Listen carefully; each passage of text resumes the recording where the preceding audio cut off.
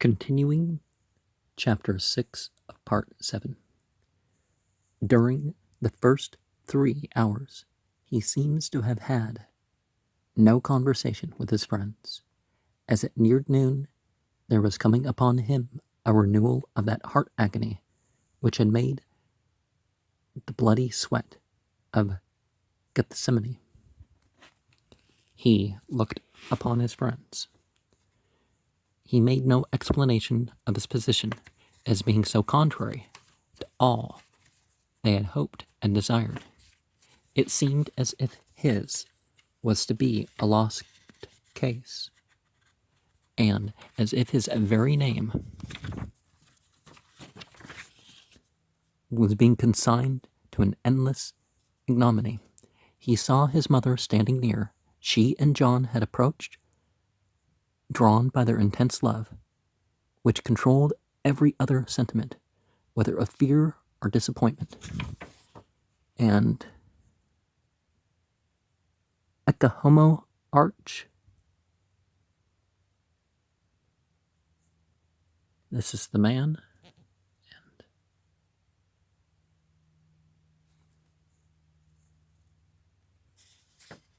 is that supposed to be Jesus there?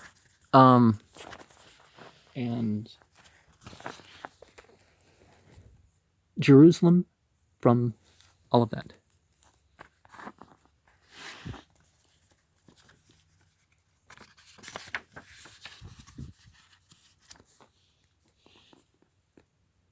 The relation between Jesus and Mary was peculiar. Mary was his mother. He had spent his early years in her society. Even after the display of his extraordinary spirituality at 12 years of age, he was subject to her. She treated him with a kind of maternal authority, which was strangely mingled with awe as for a superior being. There had been miraculous circumstances about his birth. She never forgot them. There was a veil over the years intervening from his 12th to his 13th year of age. We do not know the temper and style of the intercourse between this exceptional mother and this marvelous son. Well, today we wouldn't use that word for communication, but after he entered on his ministry, it is clear to see that his whole behavior was such as to impress her that she had no maternal control over him. Very distinctly and firmly was this done in Cana of Galilee, at the changing of water into wine. It will be recollected that on another occasion, when his kinsmen began to think that much zeal was crazing him, and went to take him home, Mary accompanied them, and when she sent him her name as having some authority, he returned for answer that he loved those who listened to his teaching more than his kinsfolk, who were not believers, that they were more to him than even his mother. When she stood in the way of his high and holy work, it seems really a very difficult relation to understand and much more difficult to maintain. If it be granted that he foresaw the spread of his religion, it is very plain to see that he determined that no one, not even a woman, not even his mother, should have a share in the worship which the world was to give him. What? So they're saying that he did it to be worshipped? But what we actually see in the mouth of Jesus, according to the Bible, is that he turned away worship. That he didn't want to found a religion. He said, hey, I'm restoring the actual thing away from these conservative add-ons and these liberal takeaways, right? But he had a clean, clear human heart. He saw the sword entering Mary's soul. He did not call her mother. He gave himself no such indulgence. Looking at John, he said, woman, see your son. Looking at Mary and addressing John, he said, behold your mother. It is as if the feeling he had for Mary in that hour was a sentiment he entertained towards all womanhood that is stricken and forsaken. Woman, that was the dying son's title for his mother. He had no title for his nearest male friend. Okay, that's how you're going to explain it away, right? But he met their several necessities. Mary needed someone to take his place. John needed a charge to divert his heart from its breaking grief. It was an announcement of fitness. Her nephews, who had been his playfellows, and Mary's other sons, were not spiritual kinsmen of Jesus. John was. It was fitting that these two should live thereafter in near relationship and found a household which should be a rallying point for all the believers in Jesus. John immediately took Mary away from the painful spectacle of the cross, and ever thereafter she lived in his house. That ecclesiastical party had rolled back from Pilate's palace to Golgotha and had been engaged, as we have seen, in heaping indignities and insults on the dying Jesus. Section 11. From noon until 3 o'clock. It was midday, the 6th, the sacred hour. Well, the hour right with, if you divide the day into 12, 6 and 7 are the middle 2 hours of the day. The sun was in the splendor of a Syrian noon. Then came a mysterious thing. The earth began to darken. It was not an eclipse. It was at the full of the moon of the Passover. The darkness did not begin in the sky, but on the earth, as we learn from Luke. And, of course, outside the Christian Gospels, there's no account of such a thing happening. Who, of all the biographers of Jesus, seems the most careful observer of physical phenomena? The darkness spread itself outward and upward until the sun was shrouded. It was a darkness which obliterated outlines. The temple, the tower, the city walls disappeared. The people in Jerusalem could no longer see the crowd swaying about in Golgotha. The priests lost sight of their victims.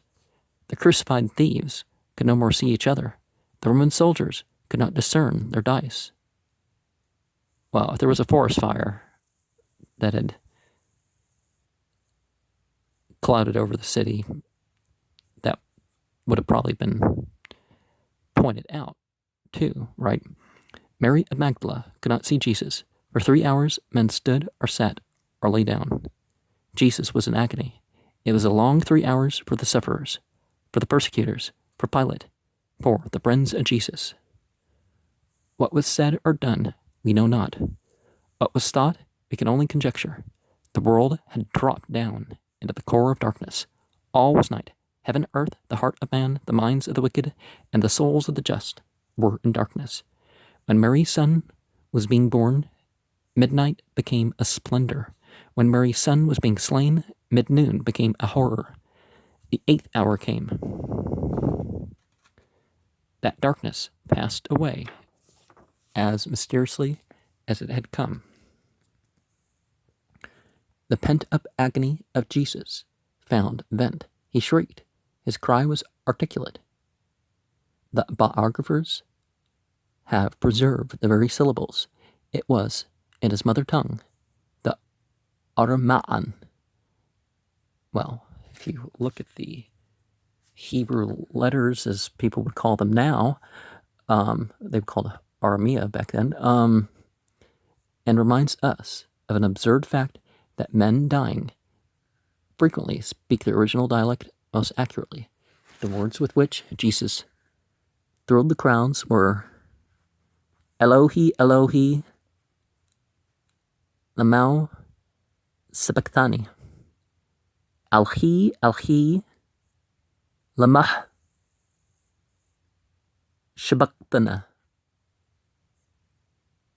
My God, why hast thou forsaken me? Perhaps it could have been Selechthanu.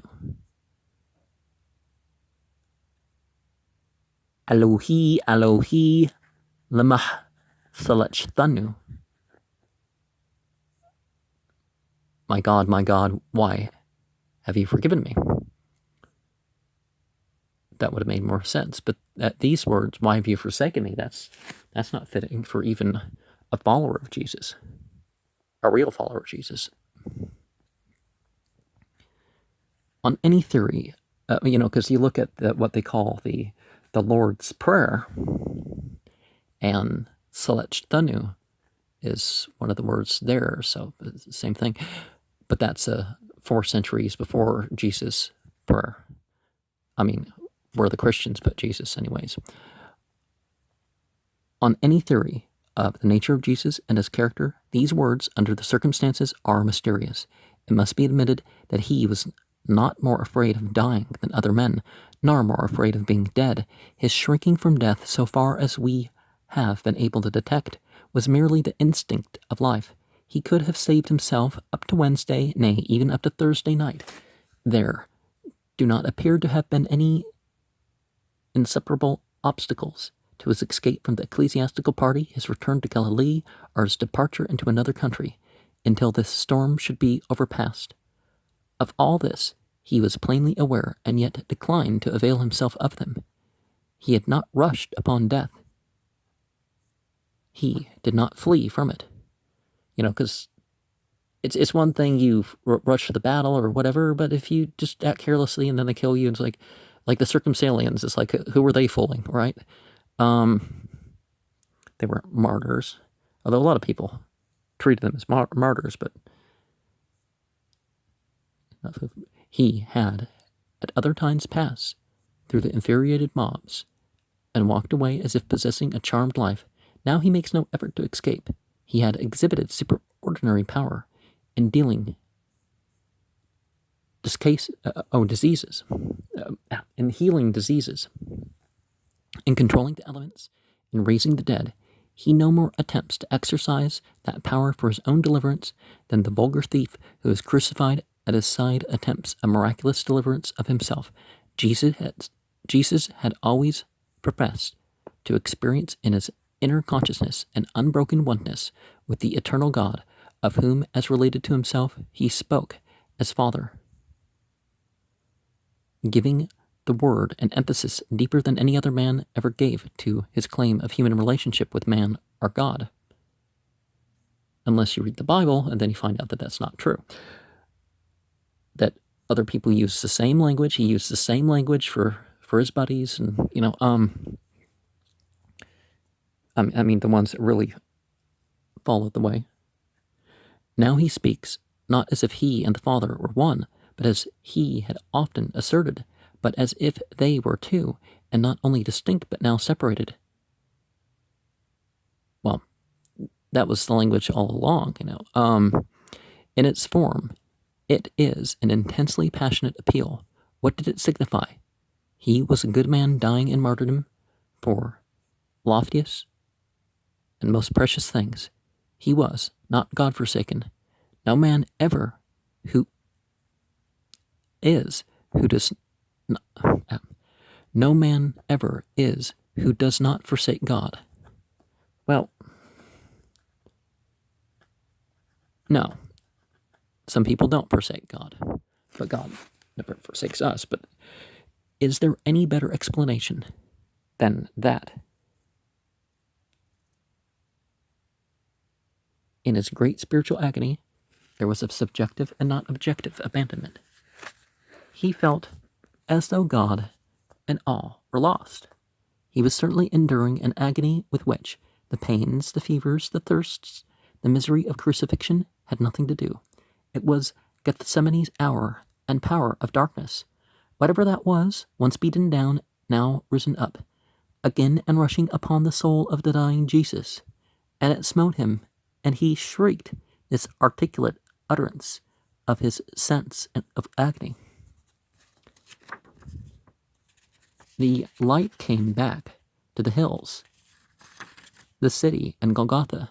Men raised themselves. The cloud had rolled away, and with the clearing sky came the loud cry of Jesus.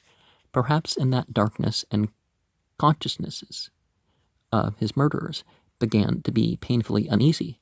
They caught the first words of the cry, Elohi, Elohi. Elijah among the Jews was the patron of the distressed. Moreover, it had been prophesied that Elijah was to precede the Messias. Some say he calls Elijah. Yes, Eliyahu is something that people would say for Passover. The other said, "Stop, let us see if Elijah will come to save them." I cannot think with Meyer that this was a blasphemous Jewish joke by an awkward and godless pun upon Ali.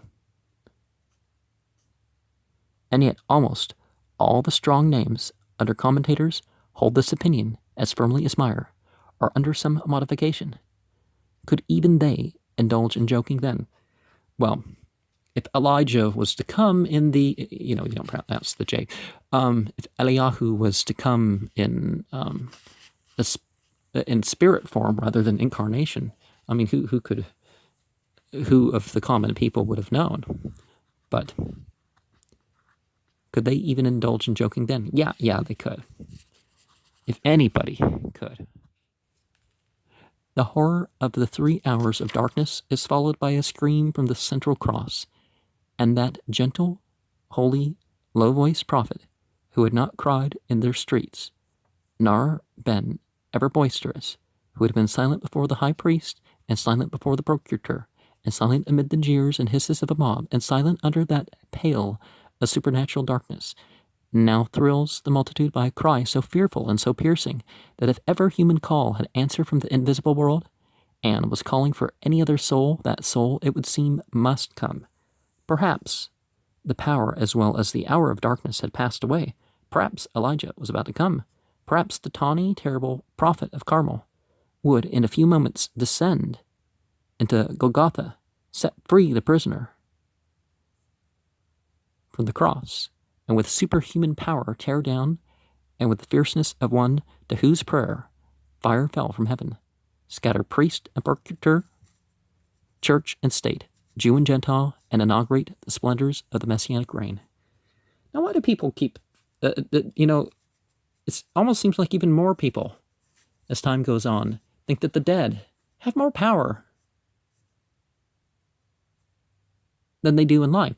Certainly the faith in them could grow, but then the power would be in the congregation. This, they certainly wouldn't axe, the people who pray for the dead in particular. Pray to the dead. They act like these dead people can do things for them that they could have never done in life. Would have never asked a living person these things. This cry continued to puzzle the materialists who stood around this extraordinary sufferer.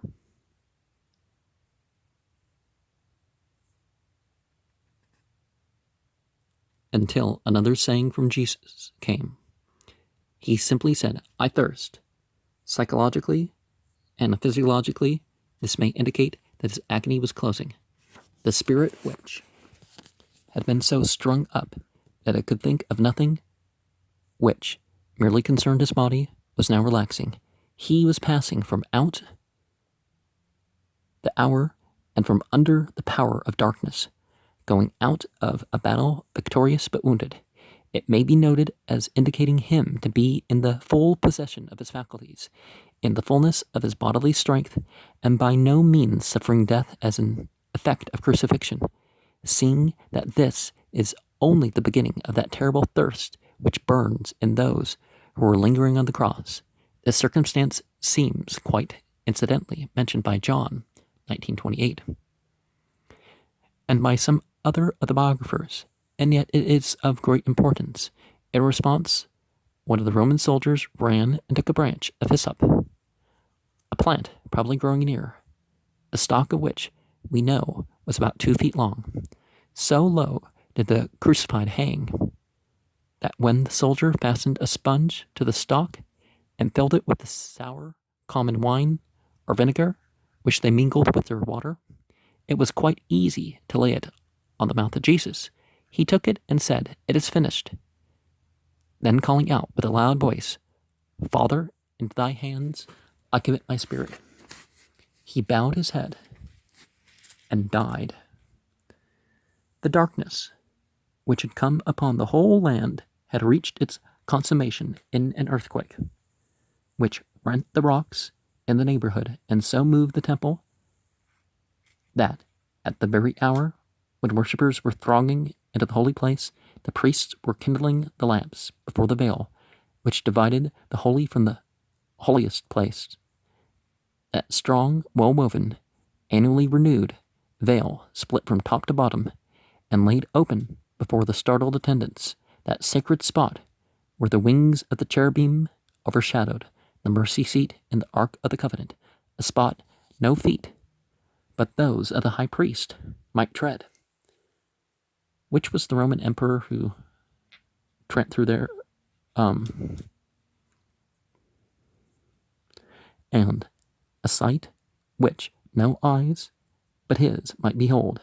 The stone sepulchres around the city were broken by this convulsion in nature, and the stone doors were jarred off their hinges, and a few days after some of the inhabitants of Jerusalem were visited by holy people whom they had seen and buried. And again, there's no account outside the Christian ones of any of this sort of stuff happening. But we know things can happen psychologically to people, just like the darkness. The darkness could have been an experience that came upon the people. And some spirits and stuff can take over people for they're as a result of their own beliefs, can have effects for hours, even days. But the renewing of the sacred cloth, in Mecca, they do the same thing. Every year they take off the sacred cloth and they put a new one. But it's not sacred in the same way. It's part of the symbolism and it's stuff done there. And yeah, people honor the possession of any fragment of it, but it's not, Mecca is a psychological diagram that people go through. It doesn't rely on some formal use of the various things to be what it is. Although, that's what happens. But anyways, that's a larger note. The Roman centurion who was in charge of the execution remained with his guard through all these terrifying phenomena. Because it says in the Bible that Jesus says it's going to be taken away from the Israelites and given to the Ishmaelites. So the Roman centurion who was in charge of the execution remained with his guard through all these terrifying phenomena. They had ceased to amuse themselves with dice. They stood and watched the victim. When their commander saw what was done, he exclaimed, "Certainly, this was a righteous man. Certainly, this was a son of God." He had seen men die, civilized and barbarian. He knew what Roman fortitude was. He knew what the crucifixion was, but here was something different from all that he had ever witnessed. The fact is that Jesus did not seem to come under the supreme effects of physical torture. He did not seem to die in the sense that the soul was pressed from the body by pain, but he gave up the ghost, which is the same phrase. No matter how you die, they gave up the ghost, is the phrase that they used. It was apparently a voluntary dismissal on his own part of his soul from his body. No felon ever did so. Now, you can say that to a degree, too, is that those who know that they died without blame to worry about, then, goes totally smooth. The actual dying. I mean, the body goes through some stuff, sure, but moreover, the mythology of his country had trained the soldier to believe that in earlier days the gods had come among men. He looked at Jesus. His mind ran rapidly over the phenomena which had filled the last 6 hours. Now, see, so you can say that this comes from Roman styles of religion, Mithraism in particular.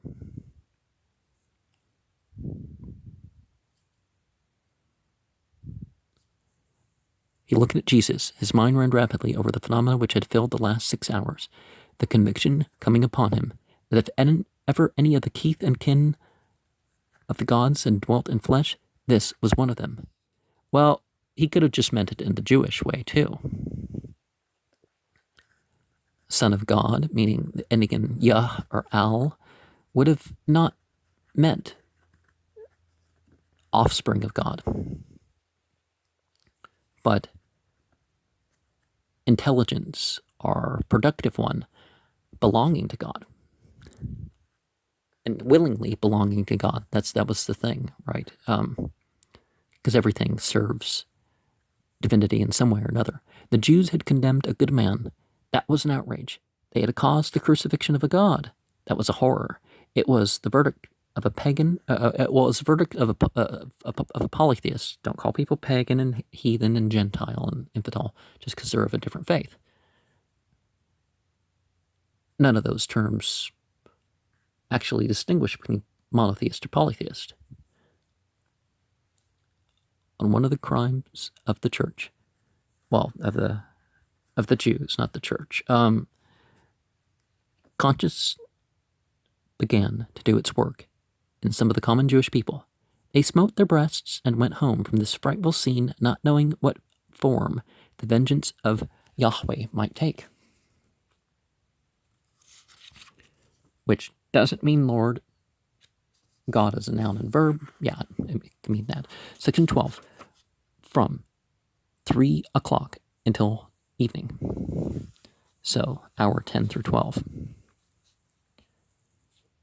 This was Friday, 3 o'clock p.m. That evening was to begin the Sabbath, the specially sacred Sabbath of the Passover festival. Now, this video is being recorded on a Sabbath. There remained only 2 or 3 hours, according to Hebrew law. If one had been stoned to death for blasphemy, and his corpse hung upon a tree, it must be removed before the night. Deuteronomy 21:23. And this regulation would be scrupulously observed on the eve of the Paschal Sabbath. The leaders of the ecclesiastical party, who had not shrunk from conspiracy and lying and blasphemy, and the murder of the innocent, these ritualistic Puritans could not endure that their feast should be defiled by the sight of 3 crosses hanging near Jerusalem on the high Sabbath of their organization. Moreover, they did not know what the effect of the sight of the body of the innocent Jesus might have upon the fickle populace. They might still rescue him. The Pharisees did not now know that he was dead. They had a political reason, and it always was the manner of the hypocrites to cover a politic design with a religious profession. So they went to Pilate to ask that the death of the 3 crucified men might be hastened by the breaking of their legs, and that the bodies might be buried. Pilate had no care now as to what might happen. He consented. The rude executioners did not hesitate with the 2 thieves. They were soon dispatched, but when the soldiers saw Jesus, they were convinced that he was thoroughly dead. It were a wanton act to crush his limbs. He had been so good and gentle through it all. There may have been something in his very looks which inspired a sense of delicacy. The phenomenon attending his death may have awed them. They forbore. John had returned from attending Mary, the mother of Jesus, to a place of retreat in the city. He was a witness to an incident which he recorded, probably to meet a certain suggestion of his day, but which throws light on a question important in our own.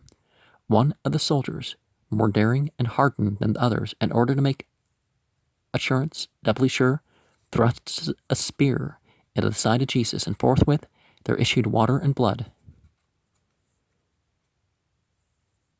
Now, shock can keep you from urinating, and if you've drunk enough water, and there's other explanations that are just fully rational about the whole thing. The remarkable events the past few hours and the certainty of the death of the condemned had probably removed all restraint, and anyone might approach the cross. It was so low, not lifting the body many feet above the ground as the painters have it, that John could distinctly see what was going forward. When his account was written, well, John wasn't a witness Even though the Gospel of John was the first one, there's a lot of confusion that people even ignore the details in the canonical Gospels about, you know. When his account was written, it had not yet been suggested that Jesus had not died, but had passed into a swoon, which he subsequently revived. But the Gnostics afterwards maintained that it was not flesh and blood that hung upon the cross, nor the real Jesus, but a resemblance of Jesus. And that's, in a way, the Islamic point of view. They don't believe that the Messiah, Jesus, was crucified. And some of these Gospels predate the Christian Gospels, and the Christian Gospels were edited, for hundreds of years. But the Gnostics believed enough in their text to keep it of the same. So that's saying something, right? This statement of facts John connects with two passages from the sacred Hebrew books, namely, those which provided that not a bone of the Paschal lamb should be broken, as Exodus 12, verse 46, and Numbers 9, verse 12. Well, if you're going to say that Jesus is the Paschal lamb, Jesus has to be a lawful animal to eat. So, that being one of the conditions, and lawful slaughter methods in the name of God, that's three conditions that kind of refutes the whole atonement through Jesus thing, doesn't it? And the passage in Zechariah 12:10, in which John undoubtedly understood the prophet as predicting that the people should pierce Jehovah in the person of the Messiah, and should have great grief, therefore. But the phenomenon of the outflowing blood and water brings us to the question of the physical cause of the death of Jesus. Thinking that you can stab God to death. What type of mind gets that from that, really? And you don't hurt God, you hurt God's people, and God gets offended at that, right?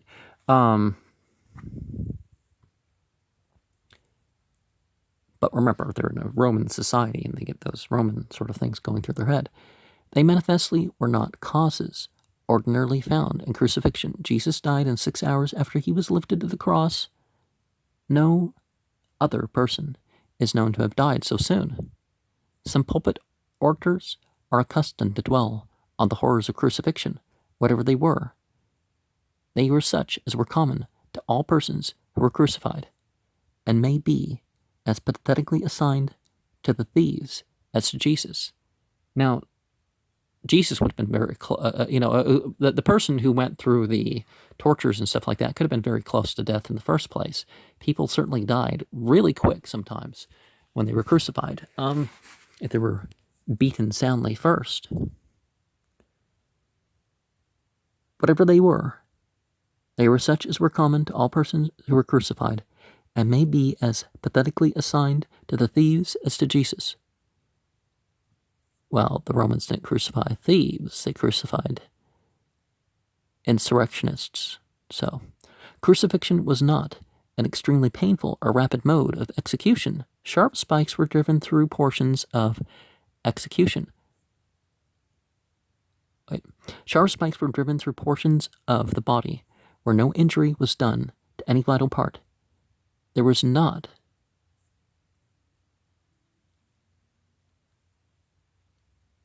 a great effusion of blood, sometimes almost none. There was not a very great pressure on the wounded portion, almost none. On the feet, death was not caused by the wounds inflicted, nor were they extremely painful, as many persons have received them without a murmur, and survived on the cross for very many hours, even for days. Some have even been taken from the cross after hours of suspension and been healed. The convict was to expire by sheer exhaustion of nature, and the nervous irritation produced by the fretting of the flesh where the nails were inserted. Well, actually, you can end up having your lungs filled with blood and some stuff, but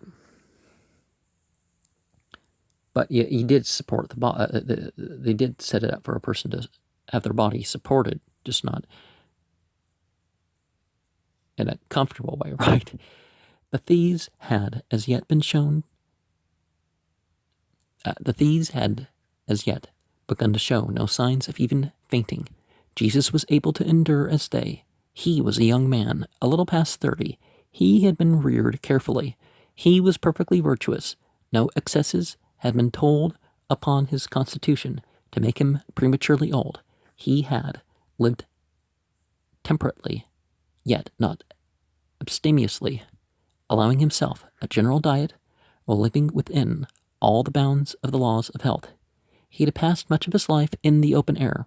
He had received no special brutality at the hands of his executioners, and yet the man who might have survived 6 days, who, on all known bases of calculation, should have been able at least to survive the Paschal Sabbath on the cross, died in 6 hours. What were the physical causes of his death? They were not the process of crucifixion. Well, if the crucifixion was the last straw, yeah. The clearest, most scientific, and most satisfactory answer to the question is in a treatise upon the subject by William Stroud, M.D., first published about a quarter of a century ago. So the 1850s or 60s or something. All subsequent investigations have conspired to confirm it. It shall be stated here as succinctly as possible. Dr. Stroud says it was agony of mind producing rupture of the heart. That suggests the call for proof that the heart of Jesus was literally ruptured. If in his case, most probably it would occur in other cases which modern science would discover. For the satisfaction of persons not familiar with anatomy, Dr. Stroud furnishes the following descriptions of the heart. It is a double muscular bag of a canonical form, lined within and without by a dense membrane, and loosely enclosed in a receptacle of similar material called the pericardium. It consists of 2 principal sacs, the right and the left, which lie side by side and adhere firmly together so as to form a strong middle wall, but have no internal communication.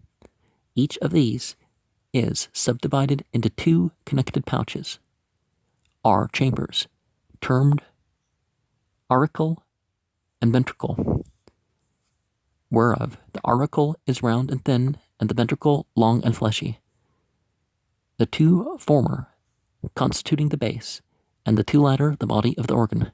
Placed in the center of the vascular system, the heart promotes and regulates the circulation of the blood, received on each side from 2 or more large veins of a soft and compressible texture, and discharged through a singular artery, which, being firm and elastic, is kept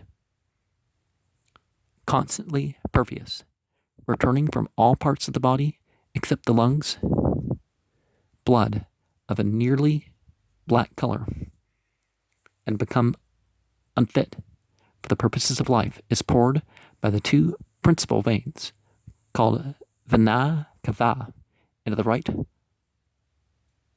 auricle, whence, after a momentary delay, it is transferred to the corresponding ventricle, its reflux being prevented by a membranous valve interposed between them. By the powerful contraction of the ventricle, it is transmitted through the pulmonary artery to the lungs, where, by minute subdivision in contact with atmospheric air, inhaled through the windpipe, it is purified and acquires a bright crimson color, returning from the lungs by the 4 pulmonary veins. The renovated blood next passes into the left auricle, and from thence, in a similar manner and at the same time as on the right side, into the left ventricle, by the contraction of which it is distributed with great force through the aorta of the remaining parts of the body, whence it was originally derived.